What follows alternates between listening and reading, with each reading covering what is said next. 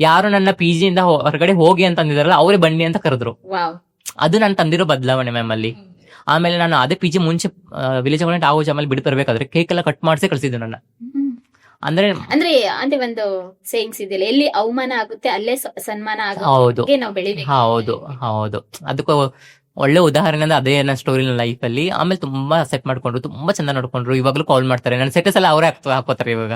ಯಾರು ನನ್ನ ಮನೆ ಬಿಟ್ಟು ಹೋಗಿ ಅಂತ ಬ್ಯಾಗ್ ಬಿಸಾಕಿದ್ರು ಅವರೇ ಇವಾಗ ನನ್ನನ್ನ ಬಂದು ಇರಿ ಅಂತ ಅಂದ್ರು.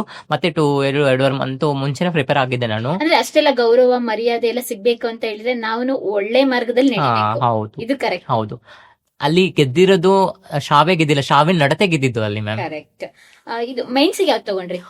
ಅದೇ ಮೇನ್ಸ್ ಅಂದ್ರೆ ಮ್ಯಾಮ್ ಮಾಮೂಲಿ ಫಿಕ್ಸ್ ಸಬ್ಜೆಕ್ಟ್ ಇದೆ ನಮ್ಗೆ ಅಲ್ಲಿ 1350 ಮಾರ್ಕ್ಸ್, ಅಂದ್ರೆ 250 ಮಾರ್ಕ್ಸ್ ಅಂತ ಇರುತ್ತೆ. With Kannada English communication paper ಇರುತ್ತೆ ಎರಡು. 3 ವರ್ಷ ಕೋಚಿಂಗ್ ತಗೊಳ್ತಿರಲ್ಲ, ಎಷ್ಟು ಖರ್ಚಾಯ್ತು? ಆಯ್ತು ಮ್ಯಾಮ್, ಅಲ್ಲಿ ಒಂದು 50,000 ಆಯ್ತು ಮ್ಯಾಮ್. ಅಷ್ಟು ಕಡಿಮೆ? ಅದೇ ಆಕ್ಚುಲಿ ನಿಮ್ ಕಡಿಮೆ ಮ್ಯಾಮ್, ಅದೇ ನಂಗೆ ಜಾಸ್ತಿ ಮ್ಯಾಮ್. ಅಂದ್ರೆ ಎಲ್ಲಾರನು ಕೋಚಿಂಗ್ ತಗೊಳ್ಳೋರೆಲ್ಲ ಕೇಳಿ ಲಕ್ಷಗಟ್ಲೆ ಖರ್ಚಾಗುತ್ತೆ ಅಂತ ಹೇಳ್ತಾರೆ. ಬಟ್ ನಮ್ ಸರ್ ಒಬ್ರು ಇದ್ರು, ತುಂಬಾ ಕಡಿಮೆ ಮಾಡ್ಕೊಟ್ರು ಅವರು. ನಾನು ಟ್ರಾನ್ಸ್ ಅಂತ ಹೇಳಿದಕ್ಕೆ ಕಡಿಮೆ ಮಾಡಿದ್ರು ಮ್ಯಾಮ್. ಅಂದ್ರೆ ಒಳ್ಳೆ ಬಜೆಟ್ ಅಲ್ಲೇ ಕೋಚಿಂಗ್ ಎಲ್ಲ ಮುಗಿಸಿದ್ರ ಅಂತ ಆಯ್ತು. ಒಳ್ಳೆ ಅಂದ್ರೆ ಫ್ಯಾಕಲ್ಟಿ ನಿಮ್ಗೆ- ಚೆನ್ನಾಗಿತ್ತು ಆಕ್ಚುಲಿ. ಅಂದ್ರೆ ನಿಮ್ಗೆ ಅದು ತುಂಬಾ ಹೆವಿ ಅನ್ಸಿದೆ, ಬೇರೆ ಎಲ್ಲ ಕೋಚಿಂಗ್ ತಗೊಳ್ತಾರಲ್ಲ ಅವ್ರಿಗೆಲ್ಲ ತುಂಬಾ ಇತ್ತು ಮ್ಯಾಮ್. ನಂಗೆ ಅಷ್ಟು ಆಕ್ಚುಲಿ ತುಂಬಾ ಇತ್ತು, ಕೇಳ್ಕೊಂಡೆ. ಅಷ್ಟು ದುಡ್ಡಲ್ಲಿ ನನಗೆ ಹೋಗಕ್ ಆಗ್ತಾ ಇಂಟ್ರೆಸ್ಟ್ ಇರಲಿಲ್ಲ. ಆಕ್ಚುಲಿ ನನಗೆ UPSC ಟ್ರೈನಿಂಗ್ ತಗೊಳ್ಳೋ ಅಂತ ಅನ್ಕೊಂಡೆ. ಬಟ್ ಅದಕ್ಕೆ ಬಜೆಟ್ ಅದು ಇದು ನನ್ನ ಕೈಲಿ ಆಗಲ್ಲ, ತುಂಬಾ ಪೇಷನ್ಸ್ ಇರಬೇಕು. ಆಮೇಲೆ ಡೆಲ್ಲಿಗೆಲ್ಲ ಹೋಗಲ್ಲ, ನನ್ನ ಕೈಲಿ ಆಗಲ್ಲ ಮ್ಯಾಮ್.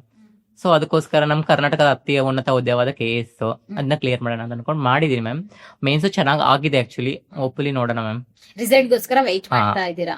ತುಂಬಾ ಜನ ಟ್ರಾನ್ಸ್ಜೆಂಡರ್ಗೆ ವೆಲ್ ಎಜುಕೇಟೆಡ್ ಆಗ್ಬೇಕಂತ ಅನ್ಸಿರುತ್ತೆ, ಆದ್ರೆ ಅವರು ವೆಲ್ ಎಜುಕೇಟೆಡ್ ಆಗೋ ಟೈಮ್ ಅಲ್ಲಿ ಮನೆ ಬಿಟ್ಟು ಬಂದಿರ್ತಾರೆ.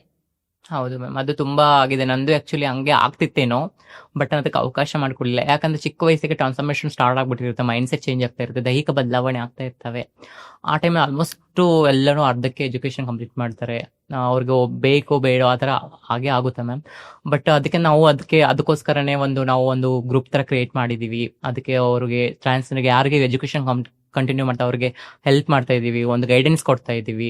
ಒಂದು ಜಾಬ್ ಯಾರು ತಗೋತಿದಾರಲ್ಲ ಅದಕ್ಕೆ ಸ್ವಂತ ನಾನು 2019 ಜಾಬ್ ಆದಂಗೆ ಒಂದು ಗ್ರೂಪ್ ಕ್ರಿಯೇಟ್ ಮಾಡಿದೆ.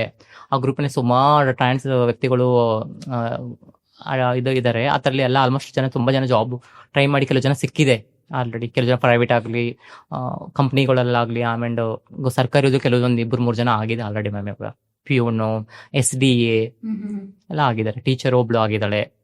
ಓಕೆ, ಇವಾಗ ಅಂದ್ರೆ ಬೇರೆ ಬೇರೆ ಫೀಲ್ಡ್ ಅಲ್ಲೂ ಕೂಡ ಟ್ರಾನ್ಸ್ ಕಮ್ಯುನಿಟಿ ಅವ್ರನ್ನ ನಾವು ನೋಡಬಹುದು ಗೌರ್ಮೆಂಟ್ ಜಾಬ್ ಅಲ್ಲಿ. ಇದ್ದಾರೆ ಮ್ಯಾಮ್,